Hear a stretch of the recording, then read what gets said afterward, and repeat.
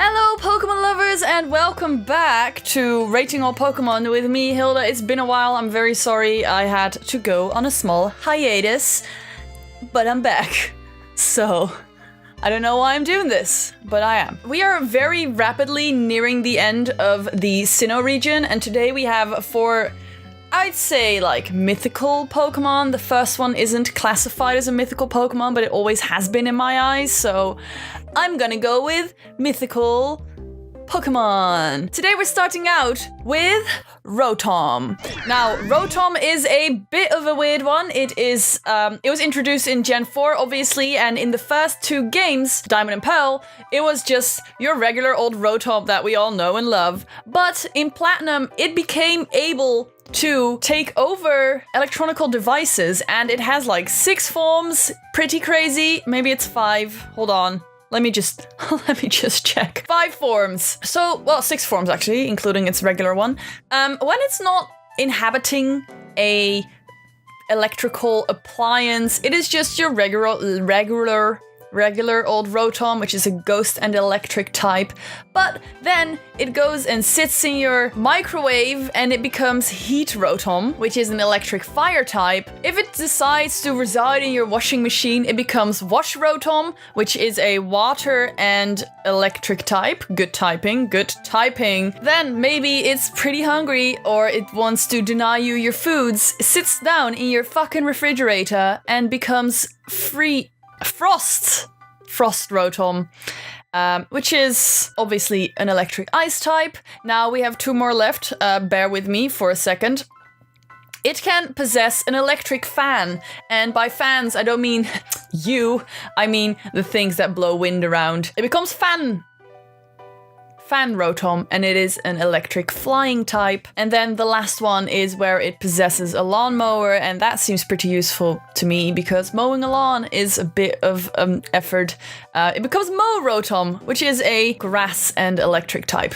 Now, all of these forms are pretty crazy. I never owned a Rotom myself. I always thought it was like a bit weird. Now, there is one more form of Rotom that I haven't discussed, which is the Pokédex in Alola.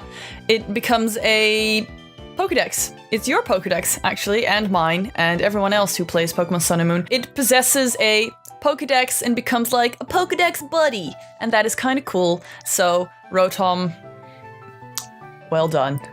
Apparently Rotom is a bit mischievous, and the appliances that it moves into don't actually work anymore when it possesses them, and it just becomes a bit annoying, just starts like mowing your, I don't know, flowers instead of your grass or something.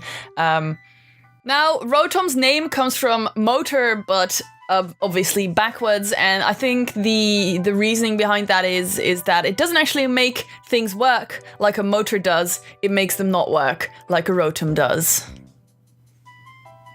I need to get out more. Now, Rotom was the first Pokemon in the anime that was specifically classified as genderless. So, you go, Pokemon. How progressive of you. Now, here's a fun fact. Rotom is most likely based on Pulseman, which is a character designed by Ken Sugimori, the Pokemon designer. Pulseman was a bit of a weird one. It was like the child of a human and a robot type thing. It became like a human robot that I think could possess things. I was reading up on it earlier, but I don't think it's like that interesting. It is interesting. Let me just look it up. Right, so Pulseman was inside of a computer, that's it. It could possess a computer, but it didn't have to always stay in that computer. It could also like move its energy around to other places and things.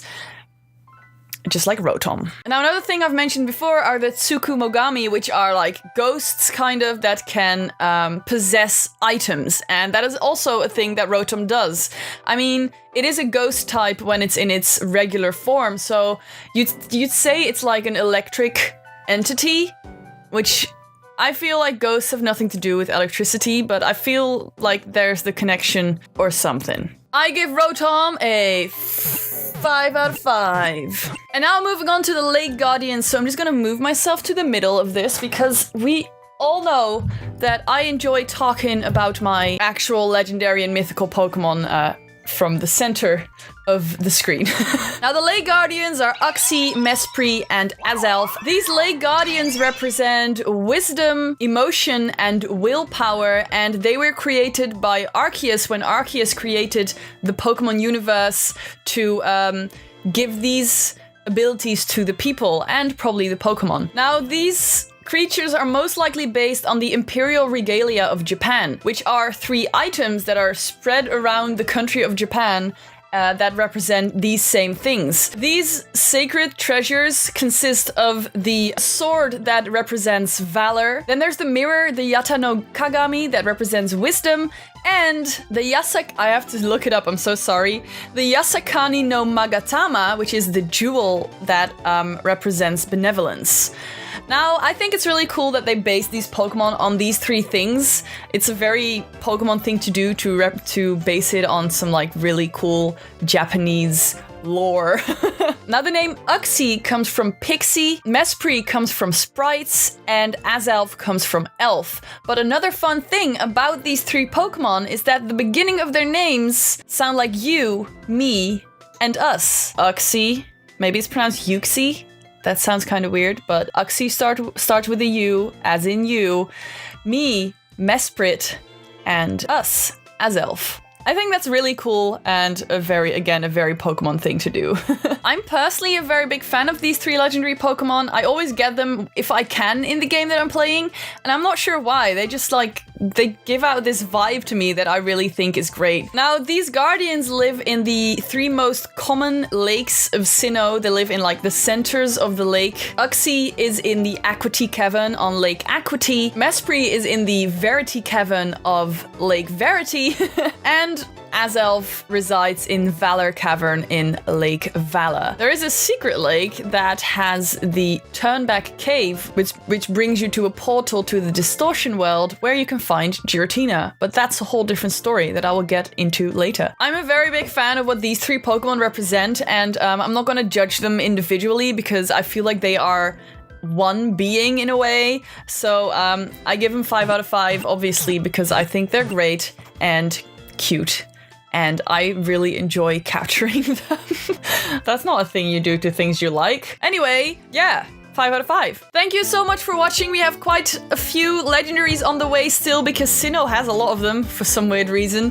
I hope you enjoyed this video, and thank you for watching and sticking by me while I was gone for 2 weeks. I am back in full action. I have a lot of things planned for my channel, and let's just go. Let's do it. Let's go. If you want to sub to my channel, do it, and then I will love you forever, maybe, or even just a little bit, if that's enough. I'll see you again next week. Bye!